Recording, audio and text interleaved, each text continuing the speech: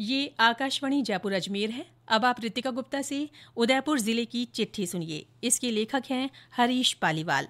उदयपुर की राजकीय मीरा कन्या महाविद्यालय को राष्ट्रीय सेवा योजना में उपलब्धियों के लिए 5 राज्य स्तरीय पुरस्कार दिए गए हैं। जयपुर में आयोजित समारोह में राज्यपाल हरिभाऊ बागड़े और उच्च शिक्षा मंत्री डॉ प्रेमचंद बैरवा ने ये पुरस्कार दिए।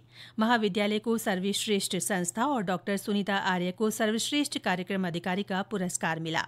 वहीं इंदिरा कुमारी चौहान, ताहिरा फजल अलीवाला और हिमांशी सिंह राव को सर्वश्रेष्ठ स्वयं सेविका श्रेणी में सम्मानित किया गया।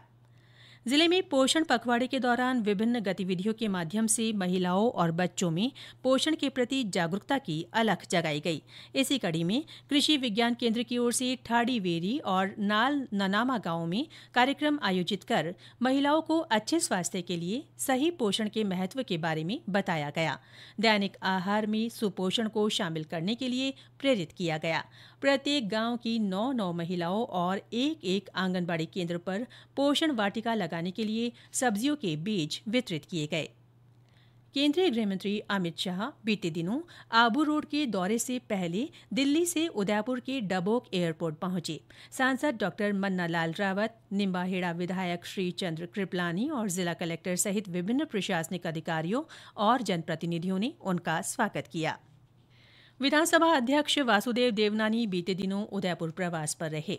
उन्होंने पत्रकारों से बातचीत में कहा कि विधायिका के प्रति राज्य की कार्यपालिका को उत्तरदायी बनाने का प्रयास किया जा रहा है और इसके सकारात्मक परिणाम भी सामने आ रहे हैं। उन्होंने बताया कि विधानसभा को पेपरलेस बनाने सहित कई नवाचार किए गए हैं। विधानसभा अध्यक्ष ने प्रवास के दौरान कई आयोजनों में भाग लिया। उन्होंने सिटी पैलेस पहुंचकर उदयपुर के पूर्व राज परिवार के सदस्य स्वर्गीय अरविंद सिंह मेवाड़ को श्रद्धा सुमन अर्पित किए।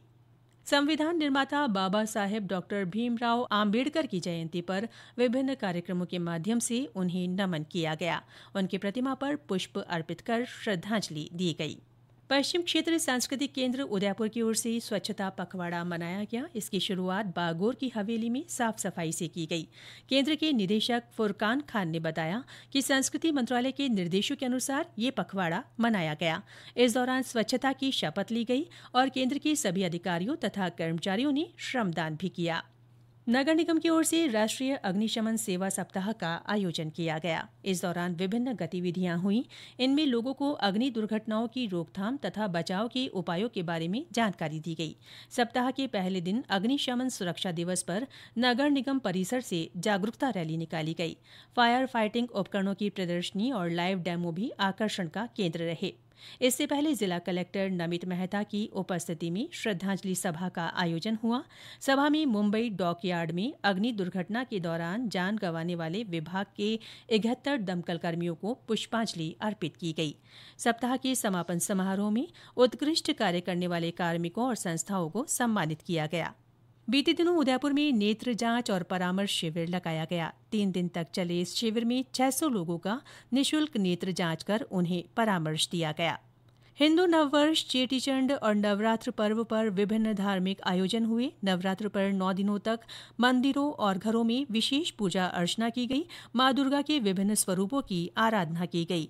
रामनवमी पर शहर के विभिन्न मार्गों से होकर शोभा यात्रा निकाली गई। हिंदू नववर्ष पर उदयपुर की दूध तलाई पर मेला भरा। विश्व पृथ्वी दिवस के अवसर पर जिले भर में विभिन्न कार्यक्रम हुए। जिला पर्यावरण समिति की ओर से उदयपुर में पृथ्वी बचाओ जन जागृति रैली निकाली गई।